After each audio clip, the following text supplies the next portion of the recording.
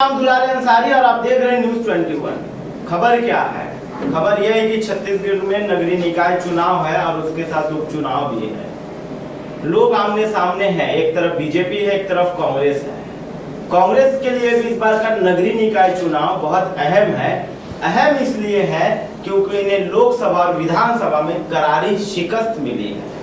पर कोई अच्छी खबर बीजेपी के लिए भी नहीं है, क्योंकि बीजेपी को भी लोकसभा में उतनी सीटें नहीं मिली जितने का दम भरा करते थे। दम भरते थे 400 पार। अब की बार तो ये बड़ा दम भरने के बाद भी उन्हें वो सीटें नहीं मिली है। तो कहीं ना कहीं एक बीजेपी के लिए भी बड़ा नाक का सवाल है कि छत्तीसगढ़ में सरकार है, पूरे देश में सरकार है, पर नगरीय निकाय में क्या है? नगरीय निकाय अगर हाथ से चला गया तो बड़ा रणभूमि तो जीत लिया, पर सारी छोटी रणभूमि जो है वो हार गए। इस कदर हार गए कि छोटी जगह में न पार्षद बचेंगे, न महापौर बचेंगे, न सरपंच बचेंगे। तो बीजेपी के लिए बड़ा सवाल है, और ये बड़ा सवाल तब अहम हो जाता है जब छत्तीसगढ़ में उपचुनाव भी, और बहुत अहम सीट पर उपचुनाव है। दक्षिण में उपचुनाव है रायपुर के।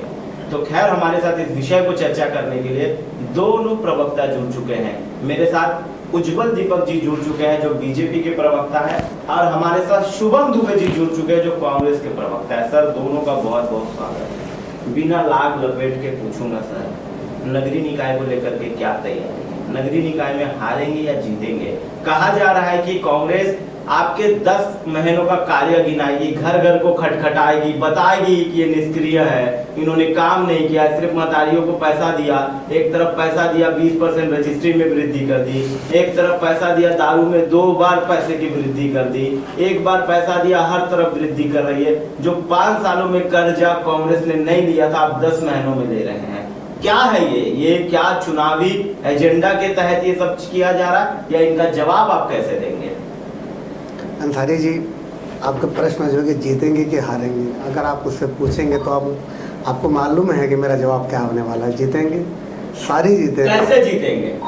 वोटों से जीतेंगे, जनता के वोटों से जीतेंगे, महिलाओं के वोटों से जीतेंगे। शराब का रेट बढ़ा दिया, कैसे जीतेंगे? एजुकेशन पॉलिसी नहीं है। आत्मानंद राम का नाम रोज लेते हैं ये कि आत्मानंद हमने बनाया, आत्मानंद हमने बनाया। आपने क्या बनाया छत्तीसगढ़ में? आपने एक बड़ा टैगलाइन दे दिया, हमने बनाया हम ही संवारेंगे, गढ़वो न और नहीं सही वो बदल के रहे। तो कैसा कहीं शराब के तरफ, क्राइम की तरफ तो छत्तीसगढ़ नहीं जा रहा है। ये बार बार आरोप लगा रहे, बाजू में बैठे हुए आपके। देखिए, शराब मिल रही है, शराब की कीमतों में वृद्धि भी की गई है, पर मैं बताना चाहूँगा असली शराब मिल रही है, असली होलोग्राम वाली। अच्छा, तो नकली एकदम असली। हम नकली शराब बेचने का काम नहीं कर रहे हैं, नकली आप कांग्रेस की तरह। रोकूंगा उज्जवल जी, नकली आप बेचते थे? जिस प्रकार से 10 महीने मेरे साफ सवाल का साफ 10 महीना मत बताइए, नकली शराब बेचते थे कि नहीं बताइए? पूरे सवाल नहीं, नकली शराब बेचते थे? सवाल का जवाब दे। मैं क्या पूछ रहा था? खाना में बोल दीजिए, शुभम जी बोल दीजिए, बेचते थे या नहीं? देखिए, बेचते थे, होलोग्राम पकड़ा है बोल देंगे अनकटेबल क्या? मैं साफ तौर पे पूछ रहा हूँ, बेचते थे कि नहीं? मैं आपको बता रहा हूँ, शराब हमेशा से यहाँ सही मात्रा में और सही तरीके से बिकी है, लेकिन भारतीय जनता पार्टी जिस नीति का विरोध कर रही थी, जिस होलोग्राम का विरोध कर रही थी, आज उसी को बेच करके बता रहे हैं कि हम ओरिजिनल बेच रहे हैं। तुम अगर जहर बेच रहे थे तो हम जहर बेच रहे हैं, लेकिन ओरिजिनल जहर बेच रहे हैं। भारतीय जनता पार्टी बेशरमों की पार्टी है। भारतीय जनता पार्टी कभी भी सही मायने से जनता की सेवा करना नहीं चाहती। नगरीय निकाय जो चल रहा था उसको उन्होंने आगे कर दिया, पर सिमट गए, जनता को बता नहीं पाया कि देखिए, ये शर्मों की पार्टी है, ये निष्क्रिय पार्टी है, इसलिए 35 सीटों पर निपट गए। 70 सीट वाले 35 सीट पर निपटे हैं। मैं आपको बता रहा हूँ 35 सीटों की जो आप बात कर रहे हैं, भारतीय जनता पार्टी ने पूरे भारतीय जितनी हमारी एजेंसियां हैं उनका संवैधानिक रूप से नहीं, असंवैधानिक रूपों से उपयोग किया। छत्तीसगढ़ में इतने एनआई हो, सीबीआई हो, इनके 3 नमाज है, ईडी, सीबीआई, एनआई। इसी से परेशान करके भारतीय जनता पार्टी छत्तीसगढ़ में सरकार लाए और एक डमी फेस को मुख्यमंत्री बना करके 10 महीने से आपातकाल चला रहे हैं। और ये आपातकाल को लेकर के जाएंगे, नगरीय निकाय में इनको करारी शिकस्त मिलेगी, और इस शिकस्त की शुरुआत रायपुर दक्षिण से होगी। जिस प्रकार अंसारी जी, कांग्रेस ने एक आदिवासी नेता को डमी बोल के अपमान किया है। मैं चाहूंगा नेता को आपने हटा दिया था, माफी मांगे इस चैनल पर। वही नेता को माफी मांगे पहले। आदिवासी नेता को डमी बोलने वाली पार्टी हर बार जब भी चुनाव हारने का आदिवासी के हितैषी बनते हैं। आदिवासी के हितैषी बनते हैं। आदिवासी दिवस पर विष्णुदेव साय को हटाने का काम इन्होंने किया था। आदिवासी बच्चों को जेल में डालने का काम इन्होंने किया था। हम जो पट्टा मानते आदिवासियों को, उस पट्टे से हटाने का काम इन्होंने किया। ये किस मुंह से आदिवासी की बात करते हैं? आदिवासी माएँ बस्तर से उठ के रायपुर आई थी कि हमारे बच्चों को फर्जी केस लगा के अंदर डाल दिए। इनको बोलने में सोचना चाहिए कि ये क्या बात कर रहे हैं। आदिवासी नहीं, एक डमी फेस, ताकि ये घूम फिर करके सरगुजा में पेड़ों को कटाई कर सके, अदानी का काम कर सके, अंबानी का काम कर सके। इसलिए इन्होंने आदिवासी के नाम पर एक डमी फेस बैठाया। कार्यकर्ता एक्सेप्ट नहीं कर रहे, जनता कहां से एक्सेप्ट आपके शासनकाल में भी हसदेव रुका नहीं था, आपके शासनकाल में भी अडानी का काम रुका नहीं था, तो इस पे भी जवाब दे दीजिए। नहीं, इसमें भी जवाब दे रहा हूँ। अगर हसदेव का काम आप बात करते रुका नहीं था, उस समय हमारे मंत्री टीएस सिंह बाबा जी ने खड़े होकर के कहा था। आज ये कौन से मंत्री बोल रहे हैं? 14 सीट में एक सीट नहीं जीते। देखिए यही परिणाम फिर मैं बताऊंगा। 14 सीट में एक सीट है, टीएस बाबा खुद भी नहीं जीते। बताइए आगे बताइए। देखिए मैं आपको एक चीज बता दूं, राजनीति जो होती है 5 साल का चुनाव होता है। चुनाव में हार जीत लगी रहती है, लेकिन जिन मुद्दों पर, जिन सिद्धांतों पर आपकी पार्टी ने बात करते हैं शुभम जी, उन मुद्दों पे मैं भी पूछ रहा हूँ कि हसदेव की कटाई आपके शासनकाल में भी रुकी क्यों नहीं? हसदेव नहीं रुकी थी, हसदेव की कटाई रोकने अमित बघेल जी गए थे। हसदेव की कटाई रोकने के लिए अमित बघेल जी गए थे, आपने 10 महीने जेल में रखवा दिया उस आदमी को। जिस समय टीएस बाबा जी ने मुद्दा उठाया, उस समय भूपेश बघेल जी ने कहा कि अगर बाबा साहब वहाँ के नेता है, अगर वो बोल रहे हैं तो कटाई रुक जाएगी, और कटाई रुकी थी। लेकिन जिस दिन इनकी सरकार बनी, एक डमी फेस बैठाया और फिर से हसदेव की कटाई चालू कर दी। क्यों इतने प्यारे अडानी, क्यों इतने प्यारे अंबानी? पहले तो मैं आपसे आश्वासन लेना चाहता हूं कि अगर कांग्रेस पार्टी के प्रवक्ता की स्क्रिप्ट खत्म हो गई हो, अंबानी, सीबीआई, ईडी वाली, तो अपनी बात रखूंगा। सिविल डिबेट होनी चाहिए, एक संस्कार वाली डिबेट होनी चाहिए। अगर हर बात में आप टोकेंगे, वो टोकेंगे, तो मैं शांत रहना चाहता हूं। पर मैं बीच में सवाल जरूर पूछूंगा। मुझे बता दीजिए कि इतना प्यार अडानी देश में जो उद्योग कर रहे हैं, व्यापार कर रहे हैं, जीएसटी पटा रहे हैं, टैक्स पटा रहे हैं, उनका हम सम्मान करते हैं। जो नकली शराब बेच के जो पैसा कमाते हैं, जो पीएससी में नौकरी बेच के पैसा कमाते हैं, जो कोयले में लेवी 25 रुपए जो वसूल करते हैं, जो सारे जेल में बैठे हैं, वैसे व्यक्तियों का हम सम्मान नहीं करते। जो सम्मानित व्यक्ति इस देश के लिए पैसा कमा रहा है, देखिए अदानी जी ने तेलंगाना में इनकी सरकार को 100 करोड़ रुपए दिए, तो मेरा वाला अदानी अलग है, ऐसा नहीं चलेगा। सबका अदानी एक ही है, सबका अदानी अंबानी एक ही है, ठीक है। आज रिलायंस को किसने खड़ा किया था? आप सबको मालूम है, धीरूभाई अंबानी जी के कैसे संबंध थे कांग्रेस पार्टी के। आज अदानी जी से पैसा लेते हैं कांग्रेस पार्टी वाले, गहलोत जी टाई अप करते, तब इनको तकलीफ नहीं होती। तो मेरा अंबानी अदानी जी, आपका अदानी वो, ऐसा नहीं चलने वाला। जहां तक बात है भूपेश बघेल सरकार की, देखिए कांग्रेस के लिए सर्वाइवल इंस्टिंक्ट, आप समझते हैं, अंग्रेजी में इसको कहते हैं संजीवनी बूटी। कल दीपक बैग जी ने बयान दिया कि कांग्रेस के लिए संजीवनी बूटी का काम करेगा, पर हनुमान जी तो इनके पास है नहीं, लेने कौन जाएगा? राम को एक काल्पनिक बताते हैं, रामायण पे विश्वास करते नहीं है, पुल पे विश्वास करते नहीं है, तो सर्वाइवल इंस्टिंक्ट में हनुमान जी इनके पास है नहीं। ये दीपक बैग जी अपने सर्वाइवल के लिए संघर्ष कर रहे हैं। उज्जवल जी, जब आप भगवान राम की बात करते हैं तो मुझे भगवान श्री अयोध्या की याद आती है। अयोध्या में आप हार गए। नहीं, एक मिनट, अयोध्या कोई लोकसभा सीट है? हाँ, लोकसभा सीट फैजाबाद है। अयोध्या कैसे हारे हम? क्या वो विधानसभा हारे थे हम? अरे ठीक है, पहले आप करें चीजें। खाटू श्याम एक मिनट अंसारी जी, फैजाबाद एक लोकसभा सीट है जिसके अंतर्गत अयोध्या एक सीट आती है। अयोध्या में हम अच्छी तरह से जीते, हम चेक कर लीजिए फैक्ट। हम फैजाबाद सीट हारे और अयोध्या हमारे लिए सीट नहीं है, वो अयोध्या जी है हमारे लिए, अयोध्या जी है, वो हमारे लिए आंदोलन रहा है, वो सीट नहीं है हमारे लिए। और अयोध्या जी से हम जीते हैं और आगे भी जीतेंगे, ठीक है।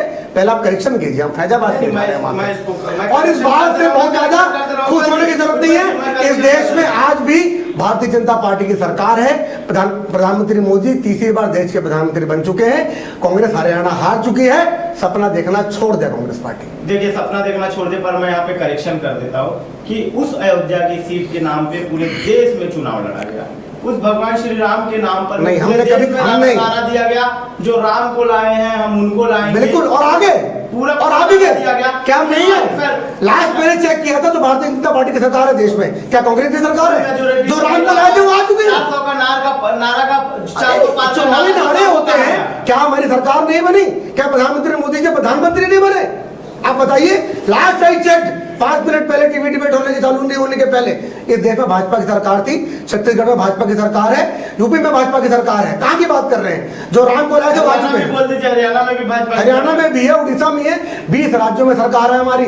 और राहुल गांधी जो खटाखट था ना, खटाखट हो चुका है। ओके, टाटा बाय बाय हो चुका है। जो खटाखट था आपका हटा। मेरे को एक बात समझ में नहीं आती, 20 राज्यों में सरकार है और यहाँ ये हो गया और वहाँ वो हो गया, तो इतने उग्र तरीके से बोलने का तो कोई सेंस नहीं बनता। सर्वप्रथम आपकी, मेरे मौसी का लड़का ये कर रहा है, मेरे मामा का लड़का ये कर रहा है, आप अपने घर के बच्चों के लिए क्या किए? आप हमारे आदिवासियों के लिए क्या किए? आपने हसदेव कटा दिए, आपने आदिवासी बच्चों को जेल में डाल दिया, आपने बस्तर में जो टेंडर 20 लाख में खत्म हो रहे थे, जो बस्तर के लोगों को मिला था, उसको खत्म कर दिया।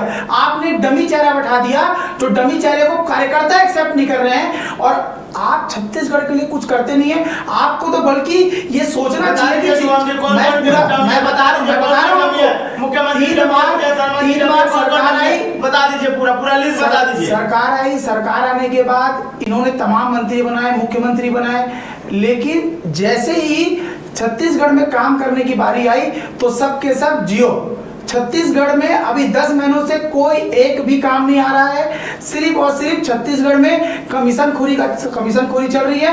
तमाम वीडियो अभी आते हैं, तमाम वीडियो पहले भी आ रहे थे।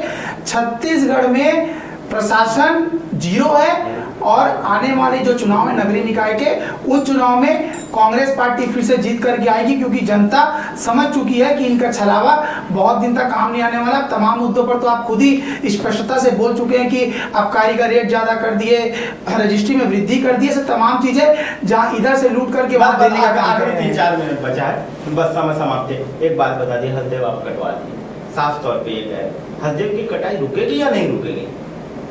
देखिए, सरकार का फैसला है, कैबिनेट का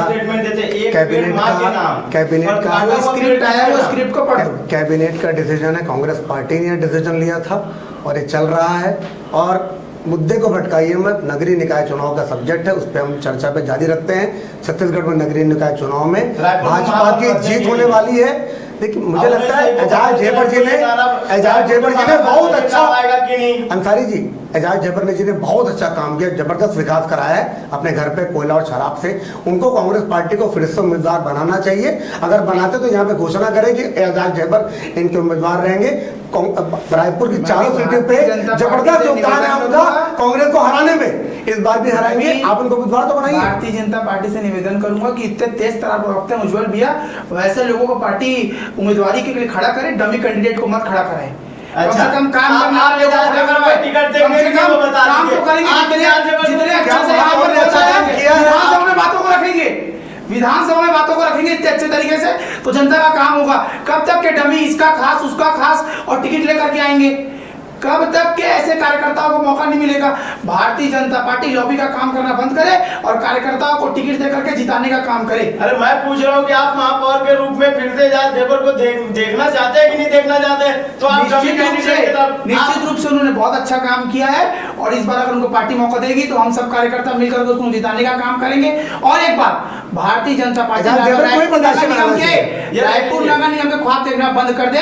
किरणमयी नायक जी, प्रमोद दुबे जी, ऐसे तमाम एग्जाम्पल है। इनकी सरकार रहते रहते हमारे महापौर जीत करके आए हैं। बड़ा सवाल खड़ा कर देना। मैं बता रहा हूं, और एक बात, बड़ा सवाल, 2015 में बात कर रहे थे, 2015 में एक मिनट बात को, नगर निगम क्या काम करता है? रोड नाली का काम करता है। ये जो बात करते हैं कि ये फलाना विधायक जी ने ये करा दिया, वो करा दिया, वो जानते थे कि नगर निगम ही काम करा सकता है, कांग्रेस ही काम करा सकती है, इसलिए कांग्रेस को नगर निगम में बैठाए, क्योंकि इनके लिए बात कर सकते हैं। प्रत्याशी बनाना चाहिए कांग्रेस पार्टी को, इतना अच्छा काम किया उन्होंने।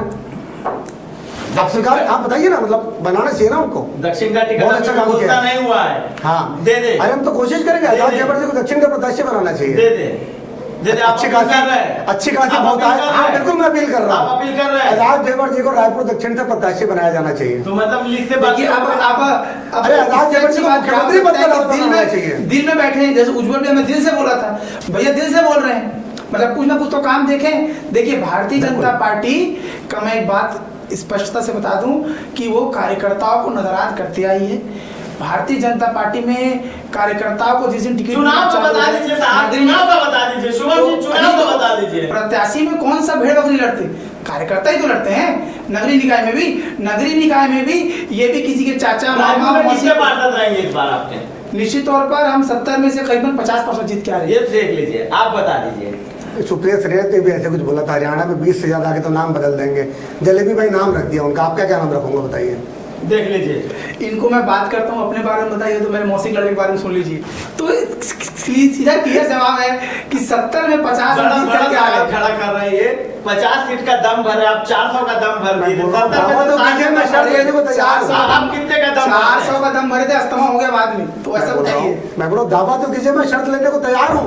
यहीं पर आपके सामने टीवी चैनल में डिबेट के सामने, कैमरे के सामने यहीं पर बैठेंगे, वहां पर जिस दिन रिजल्ट आएगा उस दिन यहीं पर बैठेंगे। पक्का बैठेंगे, पर मेरे को बताइए कि कितनी सीटें आएगी, साफ तौर पे जनता को बता दीजिए। हमारी बहुमत होगी, महापौर हमारे होंगे पूरे प्रदेश में, हर नगर पालिका, हर नगर पंचायत में, हर जिला पंचायत में, हर जिले पंचायत में आपके होंगे। पर एक बात बता दीजिए कि जब 2015 में भी आपकी सरकार थी, फिर भी प्रमोद दुबे महापौर की कुर्सी छीन ले गए।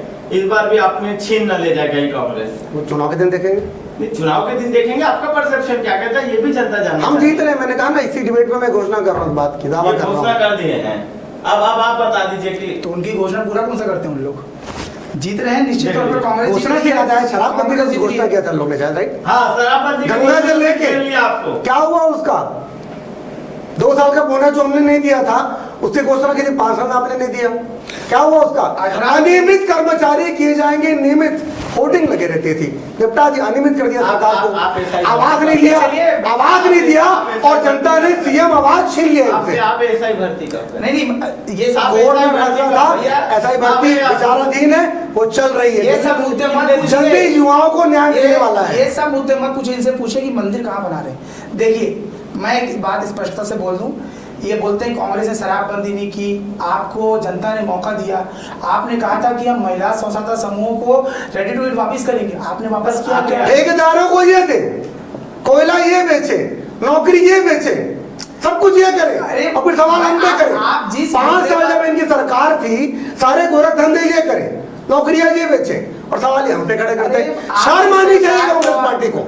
आज आपकी सरकार को आज 10 महीने हो गए।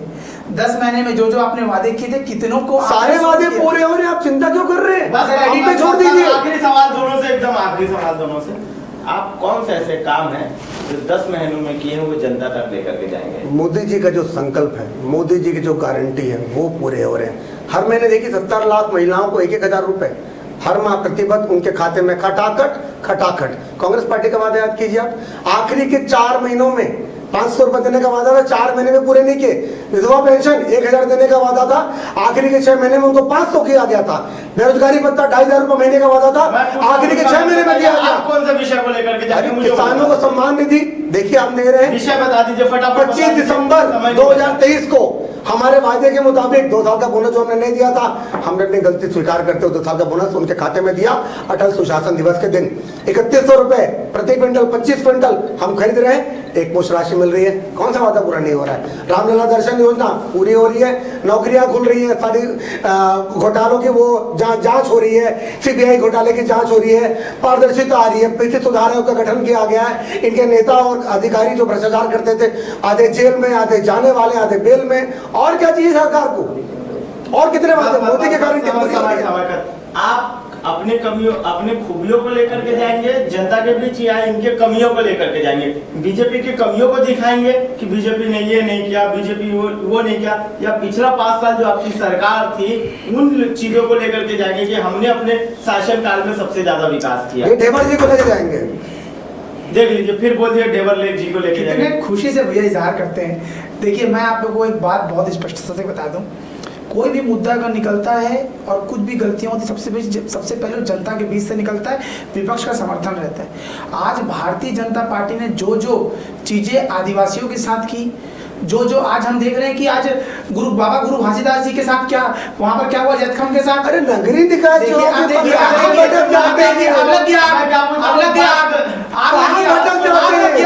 लग गया। कॉलिंग लंदन टॉकिंग टोक्यो चल रहा है। मैं आपसे पूछ रहा हूँ, सवाल को इधर उधर ना मोड़िए, सीधा जवाब दे दीजिए। इस बार कांग्रेस पार्टी ज्यादा से ज्यादा हम नगर पंचायतों में और नगर निगमों में जीत करके आएंगे। सभी कार्यकर्ता खड़े होकर के पार्टी के लिए काम करेंगे। नहीं तो नहीं तो क्या करेंगे आप, नहीं जीते तो बताइए। यही पे शर्त लगाते हैं। जीतेंगे क्यों नहीं? जीतेंगे, यही पे शर्त लगाते हैं। मैं सर, लगा लीजिए, आप लगा लीजिए। आप दावा कीजिए, मैं लगाने को तैयार हूँ। 3 बार ऐसी हम यही बैठेंगे। हमारे कोई, मैं वही बोल रहा हूँ, ऐसी 3 शर्त भारतीय जनता पार्टी रायपुर में नगर निगम चुनाव में हार चुकी है, चौथा हारने की तैयारी कर रही है। लगा लीजिए शर्त भैया, अपन फिर वहां पर जीत के आ रहे हैं। ठीक है, वहां पर जीत के आ रहे, सुन लिया दोनों भी। जनता डिसाइड कर, जनता तय करेगी कि किसका महापौर होगा किसका नहीं। पर सबसे बड़ा अपडेट बता दूं कि अभी तक कांग्रेस ने अपने प्रत्याशी की घोषणा नहीं की है। खैर बीजेपी की घोषणा एक दिन पहले हो चुकी है। सांसद सुनील सोनी जी को, पूर्व सांसद सुनील सोनी जी को दक्षिण विधानसभा से उपचुनाव के लिए टिकट मिल गया, पर अभी तक इनके नाम पे मुहर नहीं लग पाई है। लगता है कि संगठन मन नहीं बना पा रही कि किसको टिकट देना और किसको नहीं देना। खैर नगरीय निकाय चुनाव का डिबेट है और नगरीय निकाय की बात ना हो ऐसा नहीं हो सकता। नगरीय निकाय में दोनों ही नेता, दोनों ही प्रवक्ता अपना दम भरने में पीछे नहीं हट रहे हैं, अपना दम दिखाने में पीछे नहीं हट रहे हैं। कमर कस ली है कि बहुत सालों बाद अब बीजेपी के पास ऐसा मौका है कि वो अपना महापौर राजधानी में बैठा सके। बहुत दूर रहना पड़ा उनको महापौर के हाथ से। प्रमोद दुबे थे, प्रमोद दुबे के बाद सीधा एजाज ढेबर के हाथ में कमान आ गया। अब एजाज ढेबर के बाद ये कमान महापौर का जो है वो किसके हाथ में होगा? 70 पार्षद है रायपुर में, कौन जीतेगा कौन हारेगा? खैर पार्षद इस बार नहीं चुनेंगे महापौर को, सीधा जनता चुनेगी महापौर को। पर जनता कब चुनेगी, कैसे चुनेगी और कैसे ये सब चुनावों का आकलन होगा, ये समय बताएगा। और समय ये भी बताएगा कि सट्टा जो दोनों तरफ से खेला जा रहा था, जुआ जो दोनों तरफ से खेला जा रहा था, शर्त जो दोनों तरफ से खेला जा रहा था, इसी टीवी डिबेट में हम बताएंगे कि कौन जीता और कौन हारा। इस बार फिर कांग्रेस के महापौर बैठेंगे या बीजेपी के महापौर बैठेंगे, और कितने लोग पार्षद बैठेंगे या फिर कितने लोग विपक्ष में बैठेंगे। ये बहुत अहम हो जाएगा इस बार का चुनाव, क्योंकि इस बार बीजेपी ने एक बड़ा नारा दिया था, हमने बनाया है, हम ही सवारेंगे। और नहीं सही वो बदल के रही वो, कोयला चोर सरकार बदल के रही, वो बड़ा नारा था, बड़े कॉन्सेप्ट था, बड़ा कैंपेन था। अब ये बड़ा कैंपेन नगरीय निकाय चुनाव में कहाँ रहता है? क्योंकि बीजेपी हमेशा चुनाव जो लड़ती है वो बहुत अहम मुद्दों पर लड़ती है, छोटी से छोटी मुद्दों पर लड़ती है। पर कांग्रेस ऐसा नहीं करती। मुझे लगता है कि बड़े बड़े नेताओं का भी इस बार नगरीय निकाय चुनाव में आगमन होगा। तमाम बड़ी खबरों के लिए देखना न भूलिए News 21।